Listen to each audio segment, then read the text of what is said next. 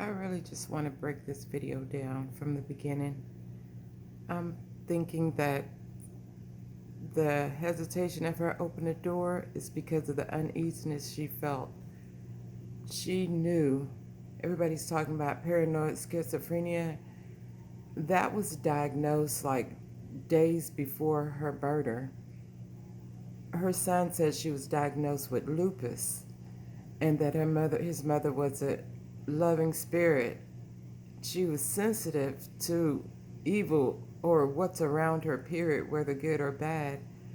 I think that just not opening the door, she felt like her life was in danger by these police officers. And if we break it down, the first thing you hear her say when she opens the door is, "Please don't hurt me."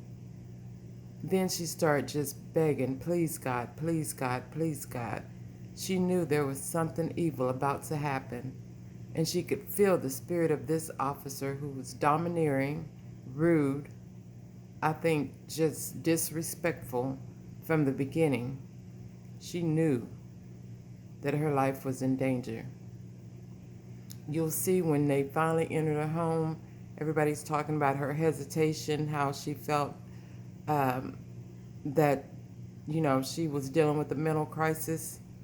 I think she was trying to gather herself. I think she was trying to figure out how to approach this situation because she knew that there was an evil spirit.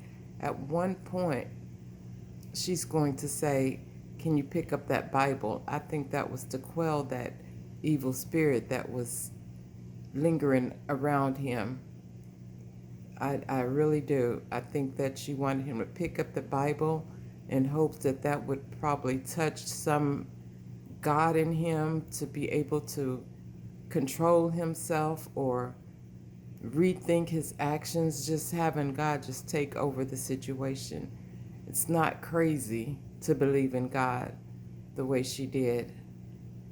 I think that at one point you'll hear her talk about, um, excuse me, I'm sorry, the 911, well, when the police called her back, she asked them to please just hold on. She had the sheriff in the house, but she needed him to stay on the phone. That was for a reason. This woman was not crazy. I don't care what anybody says. I mean, they're throwing around different diagnoses over everybody: bipolar, schizophrenia, paranoia, just anything they can say to give her the give us the impression that she caused her own death in some way or another, and that's just not the case. I'm thinking that the uneasiness she felt probably caused her to not be able to spill out her last name as soon as they asked. I think that she just was trying to figure out how to deal with this situation because she knew it was unsafe.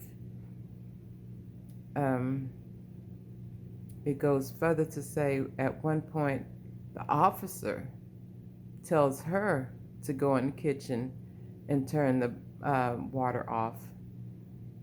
Well, it looks like to me she put it in the sink to put cold water in it to cool it off. That's what it appears, and how they started backing away, and she just, in her friendly tone, in my opinion, said, "Why are you leaving?" And they said, "No, I'm just backing away from the hot water." And at that point, she said, "I rebuke you in the name of Jesus." I want you guys to understand that's a phrase we use all the time. I mean, it could be simple. It could be the light not turning green and we need to rush to get to work. We just rebuke you in the name of Jesus. Nothing's going to stop me from my task at hand.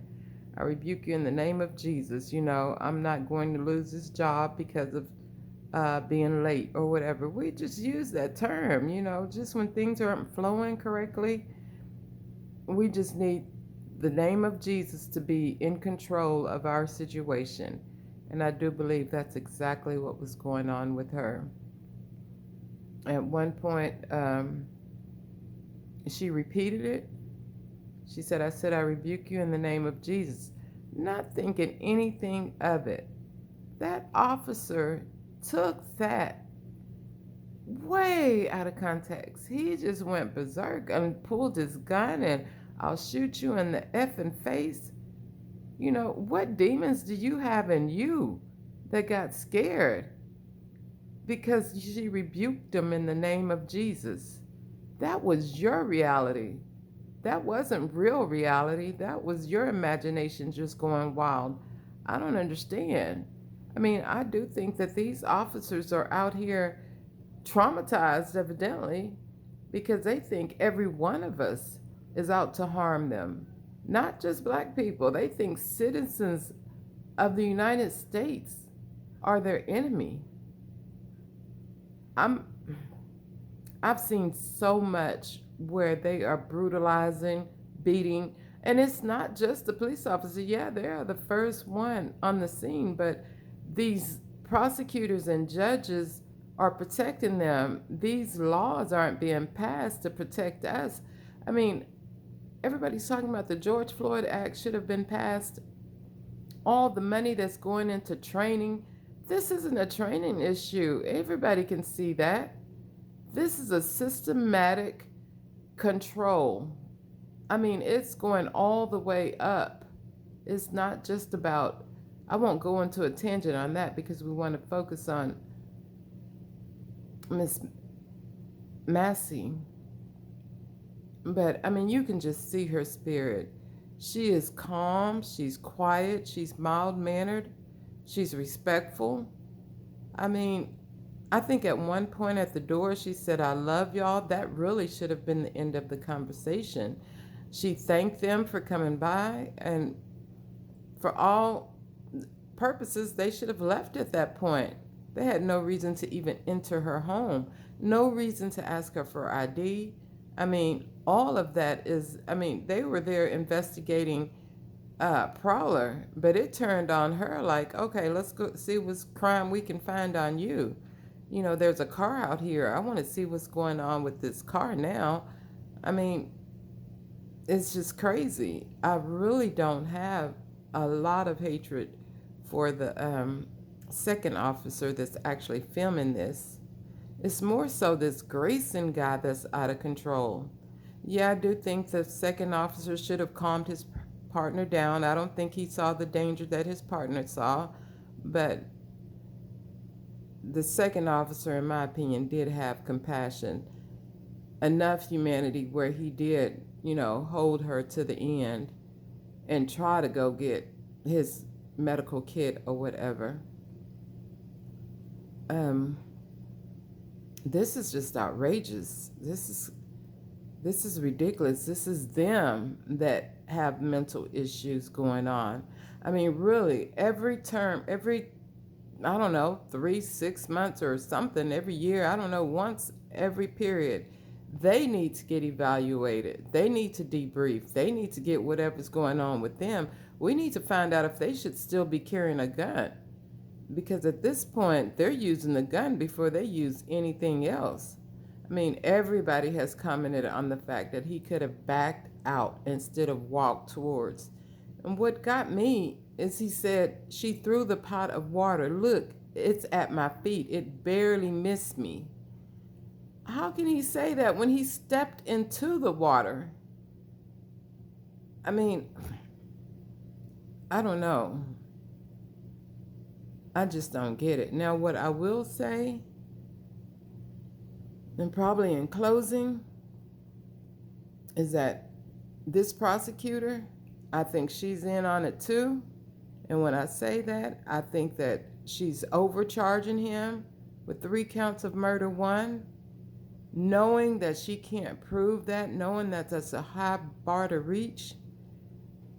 So when the jury comes back and say not guilty, it's not because he wasn't guilty. Everybody can see he was guilty. There's an outrage going to happen because of it. It's just he couldn't prove murder 1. So I need her to, or him, the prosecutor, to charge a crime that can actually be proven. because all of this anger is going to die down. By the time he goes to court, he's going to be able to say that she threw the pot of water at him. He felt his life was in danger. He was saving his partner, he was saving himself. He got boots on, but he going to say, oh, the water hit his boots. You stepped closer, you closed the distance, as you know you're not trained to do. If you would have stepped back, you would have had enough safe distance to command her to walk towards you without the pot in her hand, set her down or whatever, calm the situation. There was a whole different way. Something in you should have said, this is how you handle this situation. Not walk towards her so you can shoot her in the face like you said you would. This is just ridiculous. I think that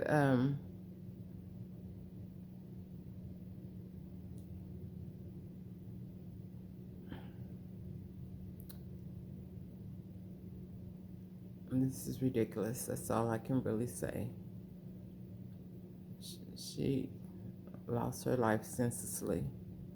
I do hope that he gets the full extent of justice.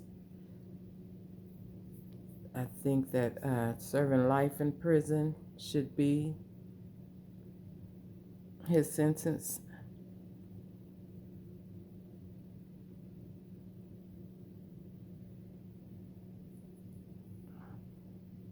When he goes out to the car and says the F and B is crazy, calling in 1096, meaning, does she have a mental history or whatever? That's all on him. He's trying to cover his butt. I think the sergeant didn't even want, he asked, do I need to break it down? No, I don't want to hear nothing. Turn your camera off. What you did, just from walking in the door, I can tell this was not justified. There was nothing in this lady's hand to say your life was in danger. He should have been taken off the scene immediately, taken the gun away from him immediately, sitting in some interrogation room immediately. That 11 days or whatever it took to charge him. I mean, yeah, I've seen cases where it's taken longer than that, but not in the civilian world. You walk in a woman's home and shoot her in the head and claim that she was throwing a pot of hot water at you. Oh, you're locked up immediately. At least question him, interrogate him. I need to see those tapes, how he justified this. Nobody believed him. All of his partners, they walked away from him. I mean, they were more concerned about the officer that actually videotaped everything. They was, where is he? Where was he all the time? Because we can tell you a crazed nut. I mean, the way he walked in her house, just domineering, just righteous indignation, like we're rulers over you. I talk to you any way I want to. You command, you obey my commands. I mean,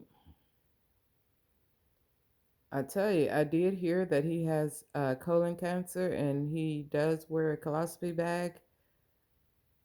I have a heart for that personally. I hate that he's going through that.